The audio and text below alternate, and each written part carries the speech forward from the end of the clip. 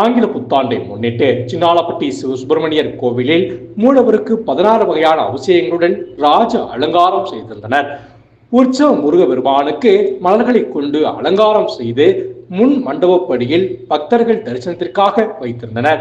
சின்னாளப்பட்டியில் ஆங்கில புத்தாண்டை முன்னிட்டு சின்னாளப்பட்டி சிவசுப்பிரமணிய கோவிலில் மூலவருக்கு 16 வகையான அபிஷேகங்களுடன் ராஜ அலங்காரம் செய்திருந்தனர். உற்சவ முருக பெருமானுக்கு மலர்களை கொண்டு அலங்காரம் செய்து முன் மண்டபப்படியில் பக்தர்கள் தரிசனத்திற்காக வைத்திருந்தனர்.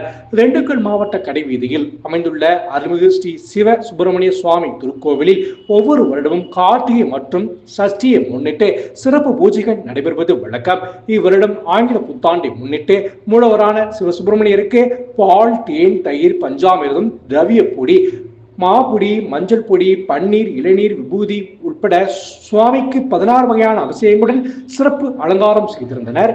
முன் மண்டபப்படியில் உற்சவ பெருமானை முருகபெருமானுக்கு வள்ளி தேவசனையுடன் மலர்களை கொண்டு சிறப்பு அலங்காரம் செய்து பக்தர்கள் தரிசனத்திற்காக வைத்திருந்தனர். அதிகாலை முதல் கோவிலில் கூட்டம் அலைமோதியது.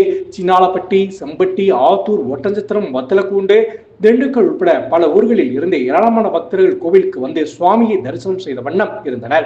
விழாவுக்கான ஏற்பாடுகளை ஸ்ரீ சிவசுப்பிரமணிய சுவாமி கோவில் ஸ்தபரும் அறங்காவலருமான மறைந்த குமாரசாமி செட்டியார் அவர்களின் மகன் டாக்டர் விசாகன் மற்றும் கோவில் கண்காணிப்பாளர் குணசேகரன் தலைமையிலான விழா கமிட்டியர்கள் சிறப்பாக செய்திருந்தனர். சுவாமிக்கான அலங்காரத்தை கோவில் குருக்கள், மயிலாடுதுறை விஸ்வநாதன் குருக்கள் சிறப்பாக செய்திருந்தனர்.